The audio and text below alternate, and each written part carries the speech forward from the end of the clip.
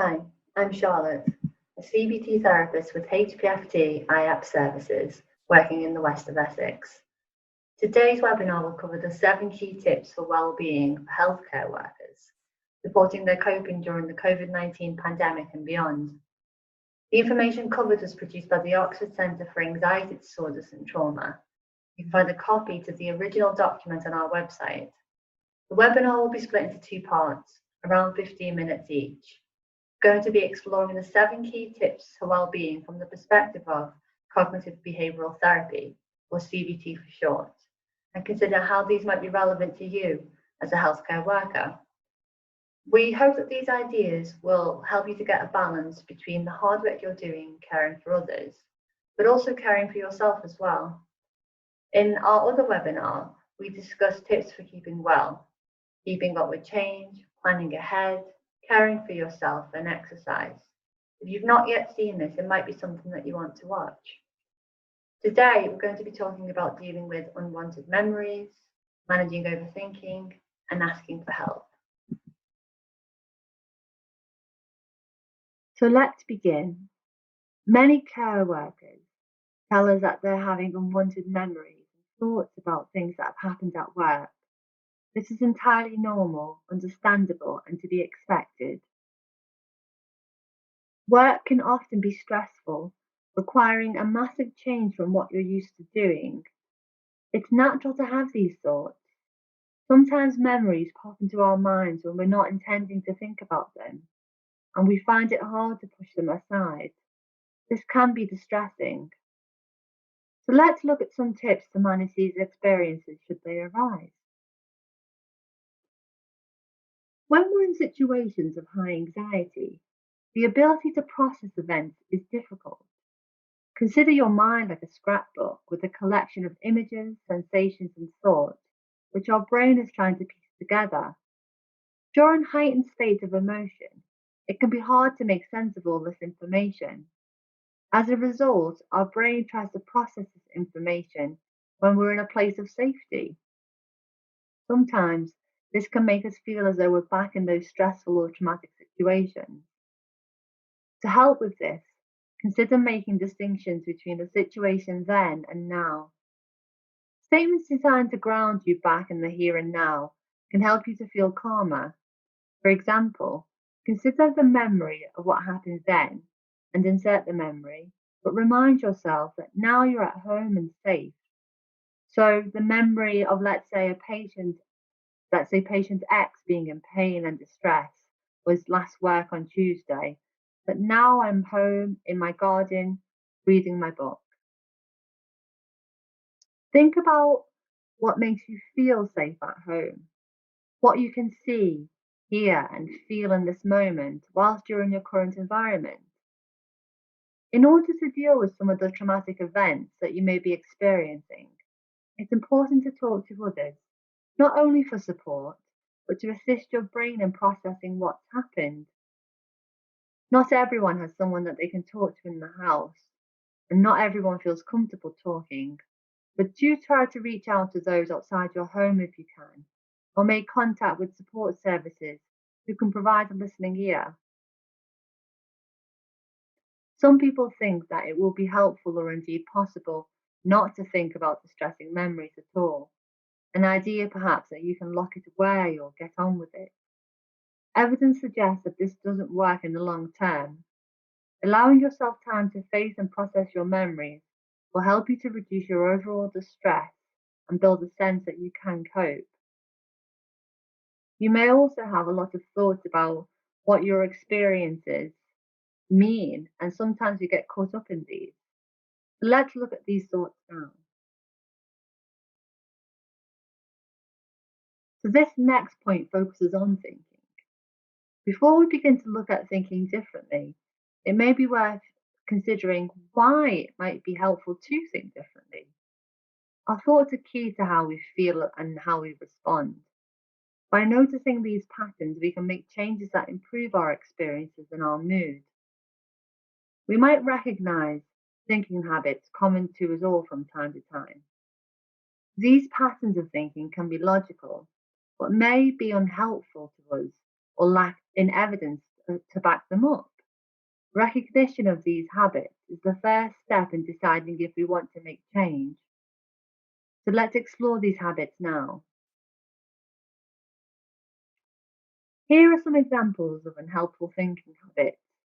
We won't go through each one now. You may wish to look more in detail later at these.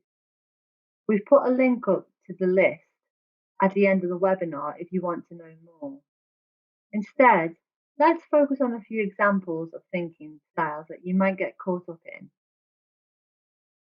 Let's think about the tendency to put pressure on yourself.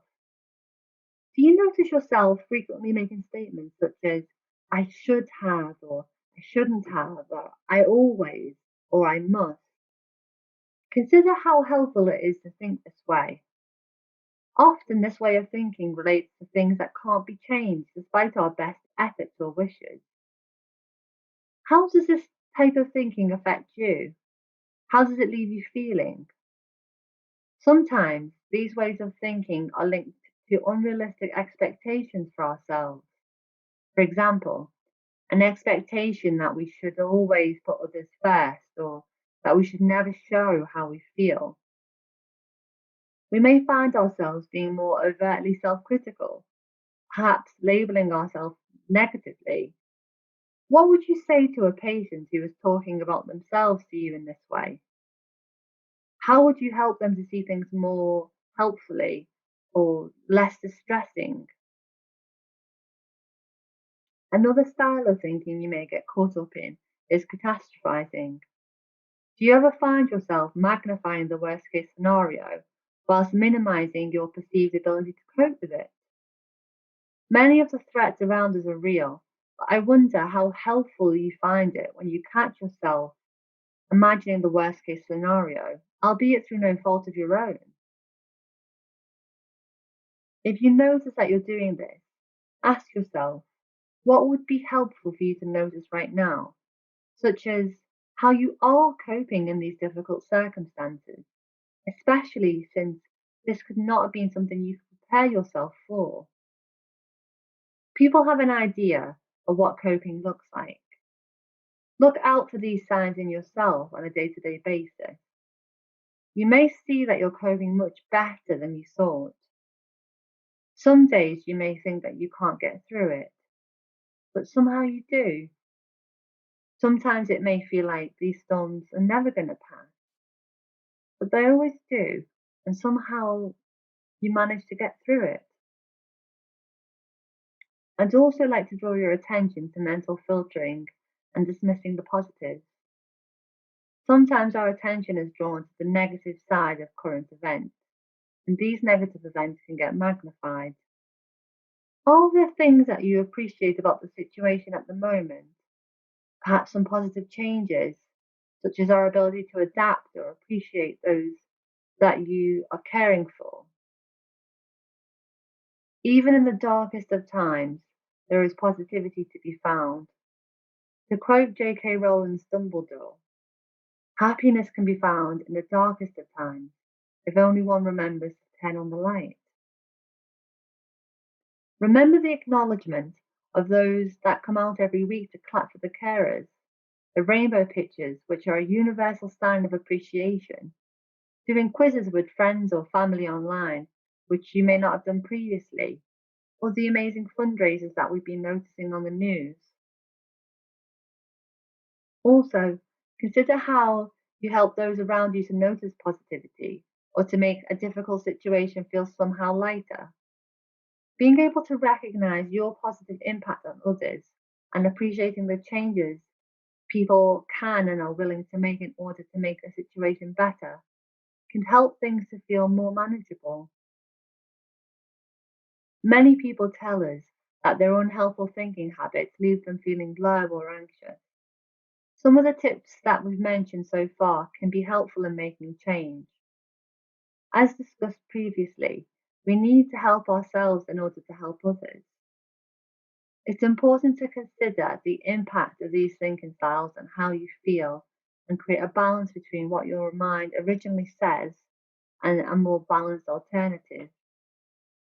Even the most experienced therapists can't eliminate these unhelpful thinking habits all the time. What's more important is what you do about them when you notice them.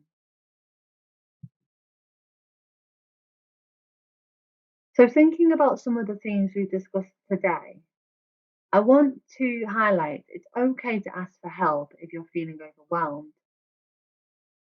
There are going to be times in your work and indeed at home that you may feel overwhelmed. This is normal. You're a human being and you may be going through a lot of stress. Again, speak to colleagues who are working in the same environment can be helpful in normalizing how you're feeling, providing support to each other. Most people will need this from time to time.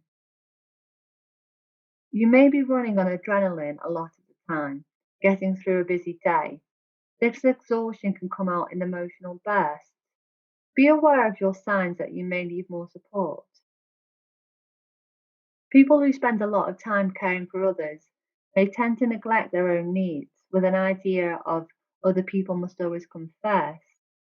This can generate a sense of them and an us mentality. Those that we care for and give permission to have help and support, and us. Ourselves with a sense of asking for help means that we somehow have failed or aren't coping. That's not always helpful to consider. So think, can carers be cared for? You are just as important as and entitled to receive support as everyone else. When caring for people, you give them permission to accept your help and support without judgment. Be mindful of the different rules that you may have for them and yourself. What are the consequences of this in the long run? Sometimes it's hard to identify the type of help you might need. Think about your goals. What would you like to be different? And who might be helpful in achieving that goal? It could be that a manager or a friend or a colleague could help. Anyone really that you could reach out to help you to do what you might need. This might even be an opportunity to talk about how you're feeling. There are also a number of services available to support you in a variety of areas. You may have an occupational health department within your organisation who can suggest local services available to you, whether within your organisation or externally. You could speak to your manager about how to access occupational health. If you do not have access to occupational health teams, there will be other services within your community that may be able to give you the support that you need. In the first session of this webinar, we spoke about health and well-being in relation to taking care of your body. The NHS Fitness Studio provides some different types of exercise videos for you to try. The NHS Live Well website can give you guidance on healthy eating as well as sleep. If you'd like to have more support, please use the links listed to access these. If you have any financial concerns, you may find the government support link listed helpful. For any psychological support needs, there will be local access to improving psychological therapy services within your area. And if you're having counselling needs, you can find a suitable counsellor using the Counselling Directory website, which a link has been provided to support you to do this. Thank you for watching this webinar today, discussing the 7 key tips for keeping well.